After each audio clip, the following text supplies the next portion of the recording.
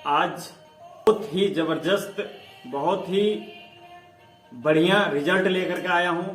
Heart, BP और शरीर में थकान, कॉन्स्टिपेशन, ये सब बीमारियों का किस तरह से इतना जल्दी रिजल्ट हमें कैसे मिला, ये हम रमेश प्रजापति से सुनते हैं। 22 नवंबर 2022 को ज्ञात सूत्रों से मुझे पता चला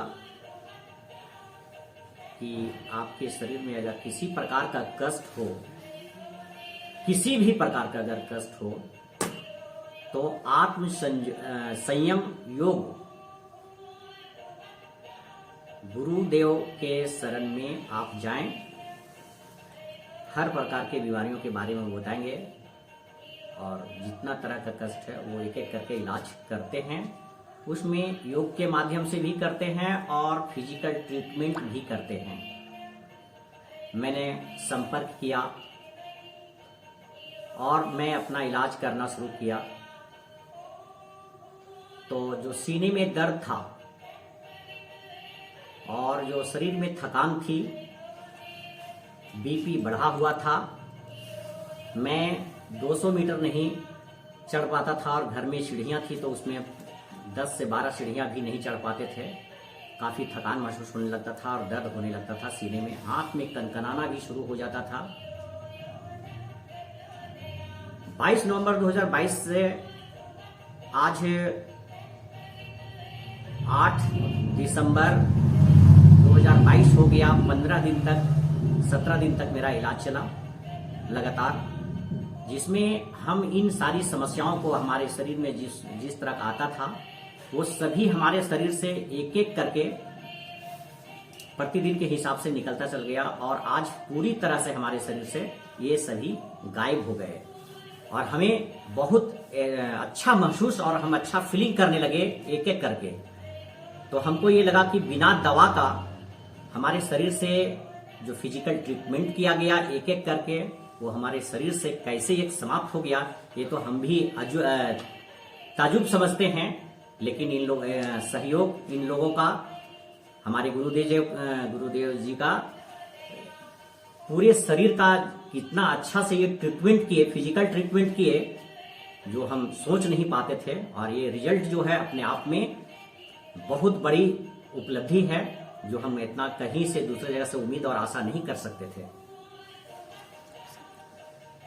इनका बीपी जो था 24/11/22, इनका बीपी जो था वो 145/110 था। आज का जो रिजल्ट है 8/12/22 का वो 125/90 है। मीन्स 110 से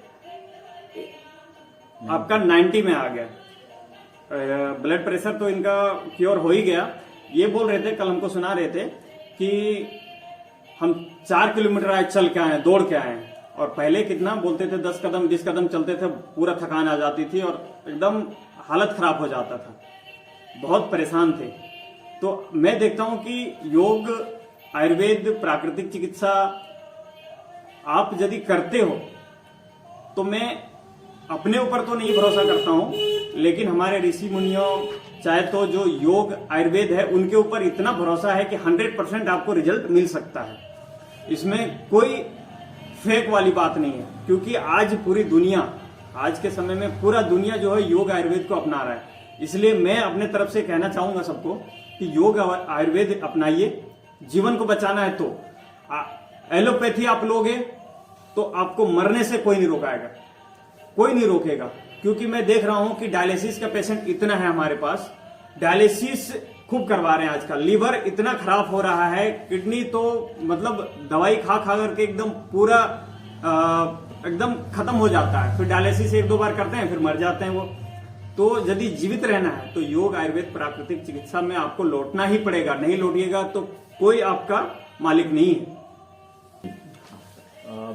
ये जो आपका जो दर्द था, सीने में दर्द था जी, तो कितने दिनों से दर्द था ये आपका? लगभग आज तो यहाँ आने से पहले हमको करीब 10 महीना तो हो ही गया था।